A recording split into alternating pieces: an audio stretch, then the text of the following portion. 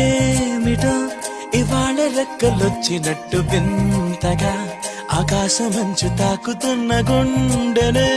కొరుక్కు తిన్న కళ్ళు చూసినంతనే మనస్సు నవ్వే మొదటిసారి ఏం మార్పిది ఎడారి ఎండమావి ఉప్పెనై ఉంచెనే కలే కాదుగా నీ వల్లనే భరించలేని తీపి బాధలే